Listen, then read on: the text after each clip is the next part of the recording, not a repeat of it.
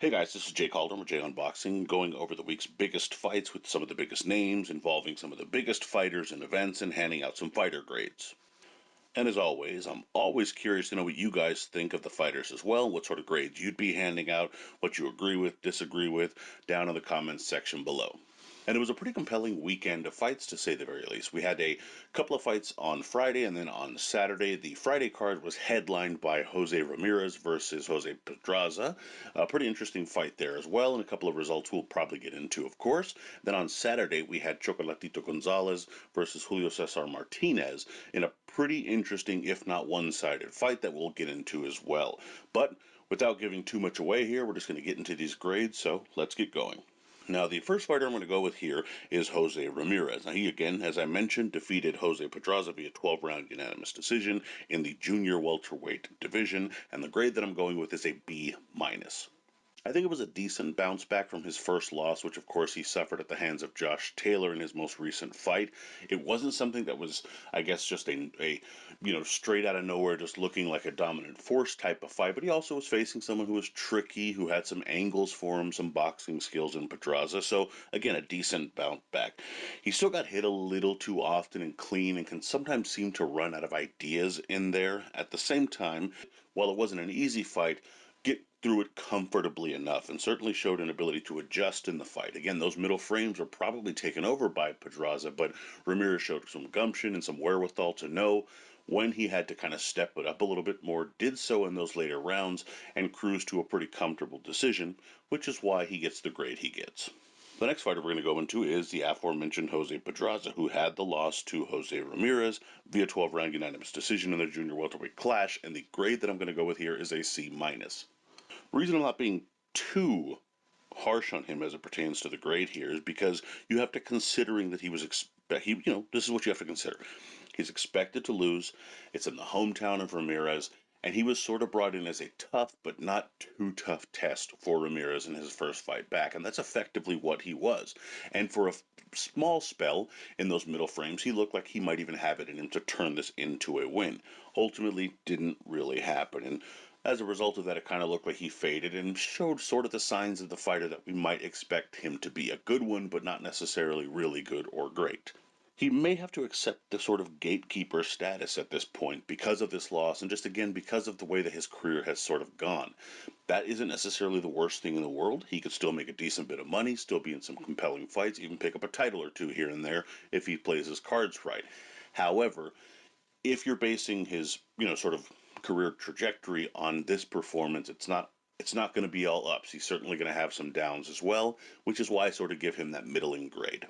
Now, the third fighter I'm going to go with here is Roman Gonzalez, who defeated Julio Cesar Martinez via 12-round unanimous decision in the junior bantamweight division. And the grade I'm going to go with here is an A-. I'll get the negatives out of the way. Did he get hit a little too much from time to time, especially a little bit later in that fight? Perhaps.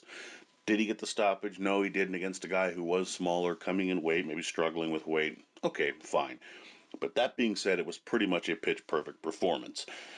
Amazing little giant of a fighter, and his legend keeps growing. He was accurate. He showed angles, movement. He showed an engine, threw over 1,000 punches, and still managed to land 35% of those punches. That's an amazing clip for a fighter who's 35 years old for all intents and purposes in a lighter weight division on top of that. He really did show a lot of poise. He showed just accuracy within the pocket. He understood spatial awareness, so he was not too close, but close enough. The ability to block while still throwing punches, just everything that you expect in a Chocolatito performance was there. And again, outside of maybe getting a stoppage, I thought it was a perfect performance, which is why he gets a pretty much near perfect grade. The next fighter we're going with here is Julio Cesar Martinez, who of course did pick up the loss to Roman Gonzalez via 12-round unanimous decision in the junior bantamweight division, and the grade I'm going to go with here is a C-. To be honest, it seemed like at times, especially in those middle rounds, that he did want to quit or that he wanted a way out. He just didn't seem to give the sort of responses you'd expect a fighter to give if they were really interested in this fight continuing. But he didn't quit, and I have to give him credit for that, and he tried in bursts, even until the 12th round, having some success in the 12th round, as a matter of fact. He didn't get a full camp. I think he was alerted on 4 or 5 weeks' notice after Juan Francisco Estrada eventually had to get out of the fight. He is moving up, And the weight played a factor both ways. One, because he did have to move up, but also had to lose a lot of weight quickly because of the short camp. So I just don't know if this was him at his most optimal. But that being said, just based on their styles, this kind of fight sort of always seemed to be what was going to happen. Credit to him nonetheless. Should move back down to 112 pounds and look for kind of the bigger fights there. Perhaps a pretty interesting fight stylistically with Sonny Edwards would be a decent unification bout because remember, he still has a title down there, so it's not the end of the world for his relatively young career. But in this particular case, he just didn't, obviously do nearly enough to win the fight. Still, did get through those tough patches, showed a tremendous chin. That must be commended. So, again, I'm not going to totally kill him with this grade. And the fifth fighter we're going to go with here is Mauricio Lara, who defeated Emilio Sanchez for a third round knockout in the featherweight division. And the grade that I'm going to go with here is a B plus. And what a knockout it was. Not just a quote unquote knockout or technical knockout. No, this was a knockout.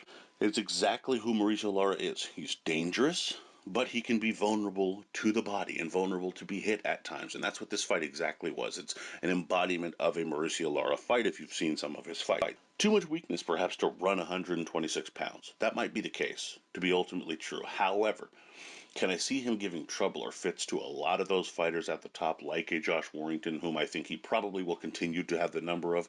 I think he can. Stylistically, he can do some pretty decent jobs in some of those fighters, but he's always going to be exciting because he isn't a perfect, complete fighter either. He can be tagged, he can be hurt. He's a tough out for anyone. And if you put him in there with a Mark Masagio or a Emmanuel Navarrete, both are good fights that are, tricky to pick. Although I would probably pick maybe both of those fighters against him. The truth of the matter is he, because of that style and because he has such heavy hands, always keeps it interesting. And of course, did so in this fight. Gets a decent mark for it. Again, he's not a perfect, complete, all around fighter. He's certainly not a stylistic champion by any means, but he can get the job done. He's got some heavy hands, and he did what you expect Mauricio Lara to do. Honorable mention here, by the way, will go to Joet Gonzalez, who defeated Geo Santissima via ninth round knockout in the featherweight division. That was on the Friday card underneath Ramirez versus Pedraza, and the grade that I'm going to be going with here is a B. It was a solid win. Mostly had his way in a relatively competitive fight. It was what you kind of expect for him to try to come back and do decent after his loss to Navarrete, and he did for the most part. Did get tagged a little bit too much, and that's not always wonderful. And he, can kind of square up when he really lets his hands go. That being said, he does have some great combinations, and they are exciting to watch, and they certainly will damage a lot of fighters, as it kind of did to Santissima. Santissima had some moments, don't get me wrong, but he was getting worn down as that fight was moving on. Now, that being said, of course, the stoppage is the big story because some thought it was a little bit premature as he got hit with a clean shot and the referee steps in and just says no more. That being said, that's not Gonzalez's fault. He did what he had to do when he stepped in there, was probably on his way to a decision victory anyway, or at the very least a later stoppage. I don't love the stoppage, but it's not the end of the world. It was sort of a predetermined outcome at that point.